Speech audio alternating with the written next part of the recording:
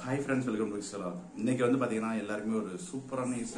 நம்ம ஃபைனலாக வந்து பார்த்தீங்கன்னா இந்தியா வந்து ஐசிசி T20 வேர்ல்டு கப்ல வந்து வின் ஆயிட்டாங்க.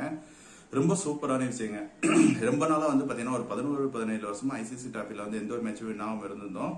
இந்த மேட்ச் வந்து பார்த்தீங்கன்னா செம்மையாக பெர்ஃபார்ம் பண்ணி எல்லாம் பண்ணியிருந்தாங்க. இதுக்கு வந்து பார்த்தீங்கன்னா நம்ம பவுலிங் யூனிட் தான் ரொம்ப பெஸ்ட்டாக சொல்லணும்.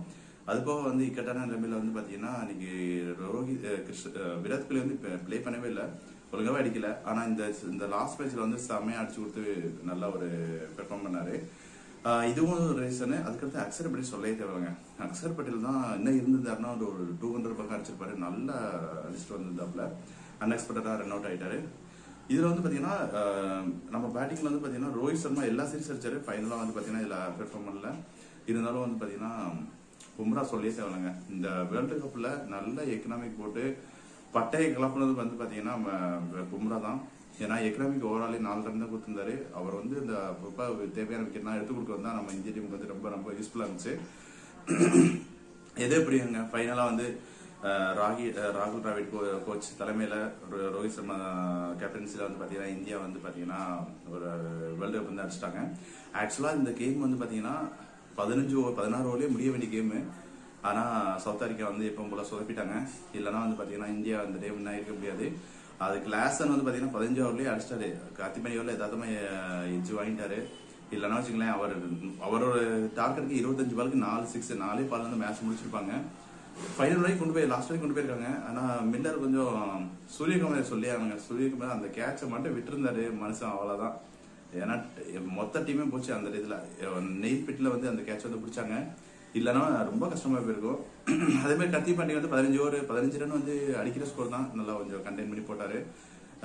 அவங்க மிஸ் பண்ணிட்டாங்க. ஆக்சுவலா வந்து என்னன்னா நல்ல ஒரு பெஸ்ட் சான்ஸ் வந்து சவுத் ஆப்பிரிக்கா மிஸ் பண்ணிட்டாங்க. அதே மாதிரி இந்தியா வந்து நல்ல பெர்ஃபார்மன்ஸ் பண்ணிருந்தாங்க. ஃபைனலா வந்து பாத்தீங்கன்னா விராட் கோலி வந்து மேன் ஆஃப் தி மேட்ச் வாங்கினாரு. அவர் வந்து பாத்தீங்கன்னா எல்லாருமே எக்ஸ்பெக்ட் பண்ற மாதிரி அவர் அனௌன்ஸ்மெண்ட் வந்து கொடுத்துட்டாரு. இன்னைக்கு மார்னிங் வந்து பாத்தீங்கன்னா ரோஹித் சர்மாவும் அவர் அனௌன்ஸ்மெண்ட் வந்து கொடுத்துட்டாரு. இது வந்து நல்ல விஷயம் தான். இதுக்கு வந்து பாத்தீங்கன்னா ஒரு நல்ல ஒரு கப் மின்னான டயத்தோட நம்ம வெளியே போனா வந்து நல்ல டீசென்ட். அதுக்காக வந்து 2 பேருமே அனௌன்ஸ்மெண்ட் கொடுத்துட்டாங்க. ராகுல் டிராவிடும் தெரியும் இந்த ஐசிசி T20 வேர்ல்டு கப்போட அவருடைய கான்ட்ராக்ட் வந்து முடியுது. அதுக்கடுத்து புதிய பயிற்சியாளர் யார் வருவான்னு தெரியல, கோச் யார் வருவான்னு தெரியல. எல்லாமே சூப்பரா போயிட்டு இருந்துச்சுங்க. ஃபைனலா வந்து ரொம்ப ஹாப்பி. அதுக்கு வந்து பாத்தீங்கன்னா ஒவ்வொரு செலிபிரிட்டிஸும் போட்டிருந்தாங்க. MS தோனி வந்து போட்டிருந்தாரு. ஏன்னா MS தோனி பர்த்டே வந்து ஜூலை 7 வருதுல.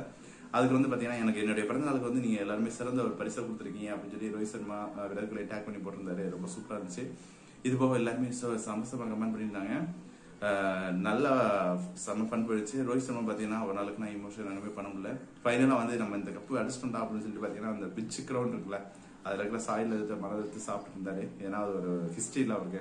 ஏன்னா ஒரு 5 IPL வந்து ட்ராஃபி வச்சிருக்காரு. இது வந்து லாஸ்ட் ஒரு 3 ட்ராஃபிலையும் ஃபைனல் போயிருந்தோம். எல்லா டைமும் வந்து பாத்தீங்கன்னா நம்ம வந்து ஆல்மோஸ்ட் எக்ஸ்பெக்ட் பண்ணாத லாஸ்ட் வந்து பண்ணிட்டோம். இந்த டே வந்து பாத்தீங்கன்னா சூப்பரா வந்துட்டாங்க. ஃபைனலா இந்தியா ஃபேன்ஸ் வந்து பாத்தீங்கன்னா எல்லாருமே ரொம்ப ஹாப்பி. என்ன பாத்தீங்கன்னா நம்ம ஆஸ்திரேலியாக்கு அகைன்ஸ்டா அந்த மாதிரி ஃபைனல் அடிச்சிருந்தா செம்ம சூப்பரா இருந்திருக்கும். சவுத் ஆப்பிரிக்கா வந்து பாத்தீங்கன்னா அவங்க இன்னொரு கப்பு கூட அடிக்கல. ஃபர்ஸ்ட் டைம் ஃபைனல் வந்திருக்காங்க. ஆனா அவங்களுக்கு கிரெடிட் கொடுத்தாங்க. ஏன்னா செம்மையா அடிச்சிட்டு இருந்தாங்க. இது வந்து பாத்தீங்கன்னா நீங்க பாத்தீங்கன்னா அந்த T20 வேர்ல்டு கப் முடிஞ்சோடனே மோஸ்ட்லி யாருமே செலிப்ரேஷன் இல்லை. ஏன்னா இந்த கேம் ஆல்மோஸ்ட் அவங்க கேம். ஆக்சுவலா அவங்க சின்ன சின்ன தப்பு பண்ணதுல வந்து நம்ம இந்தியா வந்து கிராப் பண்ணி அப்படியே வந்துட்டோம். பரவாயில்லைங்க, ரொம்ப ஹாப்பி. ரொம்ப நாள் ஆச்சுல ஐசிசி டிராஃபில இருந்து எல்லாமே சொல்லியிருந்தாங்க. நம்மளே சோக்கன்னு சொல்லியிருந்தாங்க. அதாவது சவுத் ஆப்பிரிக்கா டீம் மாதிரி இந்தியா வந்து ஃபைனல் செமிஃபைனல்ஸ் நாக் அவுட்ல வெளியே வந்துருவாங்க, அன்பெர்ஃபார்ம் பண்ணிட்டு இருக்காங்க அப்படின்னு சொல்லிட்டாங்க. அதுக்கு நல்லா முற்றுப்புள்ளி வச்சாச்சு. எது எப்படியும் இது வந்து ரோஹித் சர்மா கேப்டன்சில தான் வின்னாங்க அப்படின்னு சொல்ல முடியாது.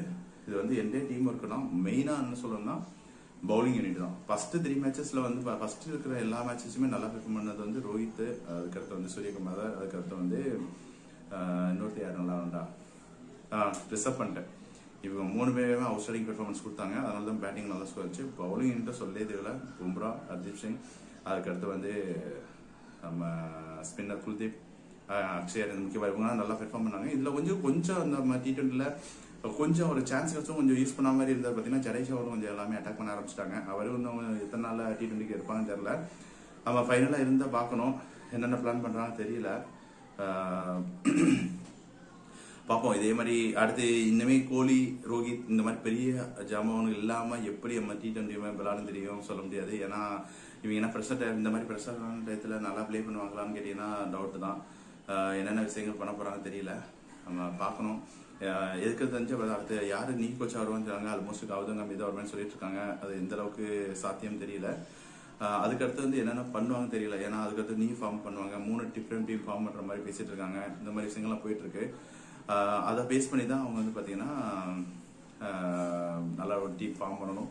இதனால என்னன்னா ஒரு 2 கீ பிளேயர் போனதுனால பார்த்தீங்கன்னா யங்ஸ்டர்ஸ்க்கு வந்து நல்ல நியூ பிளேயருக்கு ஜெய்ஸ்வால் பாருங்க ஒரு நாளுக்கு வாய்ப்பே கிடைக்கல. அதனால ஜெய்ஸ்வாலுக்கு வந்து நல்ல சான்ஸ் கிடைக்குது. இது மாதிரி நல்ல ஓப்பனிங் பேட்ஸ்மேன் யார் யார் நல்லா ஐபிஎல் நல்லா பெர்ஃபார்ம் பண்ணுறாங்களோ அவங்களுக்கு நல்ல சான்ஸ் கிடைக்குது. பாவம் வேறு சாம்சனுக்கு வந்து நான் சான்ஸே கிடைக்கலாங்க. பாவம் ரிசர்வ் பண்ணி கொஞ்சம் ஃபிட்டாக இருந்தனால அவரால் ஒன்றுமே பண்ண முடியல. இதில் அவர் வந்து தானே இன்னும் கொஞ்சம் சூப்பராக இருந்திருக்கும். ஃபைனலாக வந்து இந்தியா சூப்பராக பெர்ஃபார்ம் பண்ணிட்டாங்க. யாருக்கெல்லாம் நினைக்கிறீங்க ரொம்ப வருஷம் ஆச்சுல இந்தியாவுக்கு இந்த டைம் இந்தியா கோப்பையை வெற்றி பெற்றது யாருக்கு வந்து ரொம்ப ஹாப்பியாக இருக்கேன்னு சொல்லி கமெண்ட் பண்ணுங்க. அதுக்கடுத்து வந்து பார்த்தீங்கன்னா ஒவ்வொருத்தவங்களுடைய ரியாக்ஷன் என்னென்ன விஷயங்கள் ட்விட்டரில் அவங்க ஷேர் பண்ணியிருக்காங்க அதை அப்படி நான் ஷேர் பண்ணி உங்களுக்கு வீடியோ போடுறேன். இந்த வீடியோ உங்களுக்கு பிடிச்சிருந்தா கண்டிப்பாக லைக் பண்ணுங்கள், சப்ஸ்கிரைப் பண்ணுங்கள், உங்கள் ஃப்ரெண்ட்ஸுக்கு ஷேர் பண்ணுங்கள். Thank you friends.